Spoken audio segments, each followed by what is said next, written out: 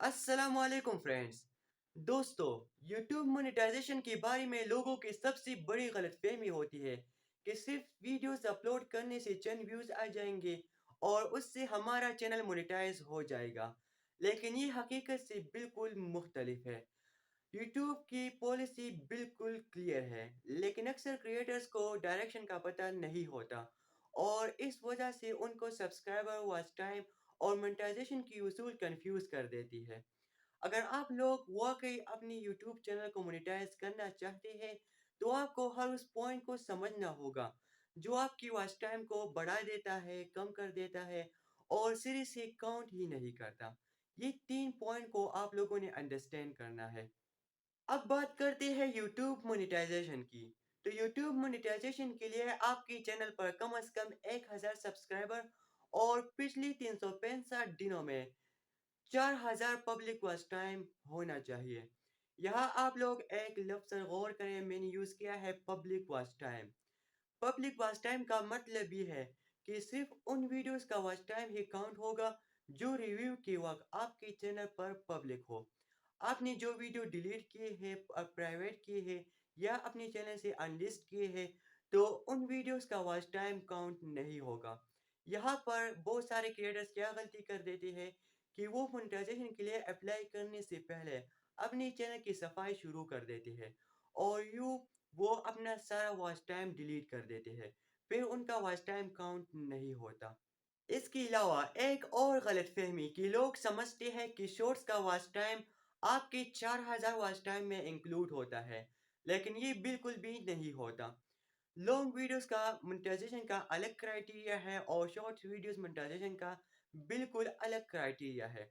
अगर आप लोग अपने 4000 वॉच टाइम कंप्लीट करना चाहते हैं, तो आपको लॉन्ग वीडियोस पर फोकस करना होगा, ना कि शॉर्ट्स पर। इसके अलावा यूट्यूब ने ये भी वाज़ेह कर दिया है कि अगर आपने गूगल एड्स के ज़रिए अपनी वीडियोस को यूट्यूब पर प्रमोट किया है, तो उससे आपने जो वॉच टाइम लिया है, वो आपके मोनेटाइजेशन के लिए एक्सेप्टेबल नहीं होगा। यूट्यूब सिर्फ आपसे ऑर्गेनिक व्यूज मांगता है और वो वॉच टाइम जो आपने ऑर्गेनिक तरीके से हासिल किया होता है, ना कि किसी और तरीकों से। इसके अलावा यूट्यूबर्स को एक और कन्फ्यूजन होती है। वो कहते हैं कि जब हम लोग अपना वर्ड स्टूडियो ओपन करते हैं, तो वहाँ पर वॉच टाइम डिफरेंट होता है और जब हम एनालिटिक्स सेक्शन चेक करते हैं, तो वहाँ पर वॉच टाइम डिफरेंट होता है। तो इनमें कौन सा ठीक है? तो इनमें से जो ठीक है वो हमेशा एनालिटिक्स सेक्शन का ही ठीक होता है। यूट्यूब अपनी तरीके से हिसाब लगाता है और वहाँ पर आपको बिल्कुल सही वॉच टाइम मिलेगा। इसके अलावा आपके जो 365 दिन का जो वॉच टाइम का जो हिसाब है, वो यूट्यूब रोज़ाना की बुनियाद पर ऑटोमेटिक ही करता है। पूरा साल कभी भी माइनस नहीं होता, सिर्फ वो दिन यूट्यूब माइनस करता है जो 365 दिन की रेंज से बाहर चले जाते हैं। एक और इम्पोर्टेंट पॉइंट मैं आप लोग के साथ यहाँ पर शेयर करना चाहता हूँ कि अगर आपने कुछ वीडियो से बहुत ज़्यादा वॉच टाइम लिया है, लेकिन वो वीडियोस कॉपीराइट या रीयूज कंटेंट था, वो आपका अपना नहीं था, तो आपकी मोनेटाइजेशन रिजेक्ट कर दी जाएगी। अगर आप लोग फिर उस वीडियो को डिलीट भी करते हो, तो उससे भी आपका वॉच टाइम चला जाता है।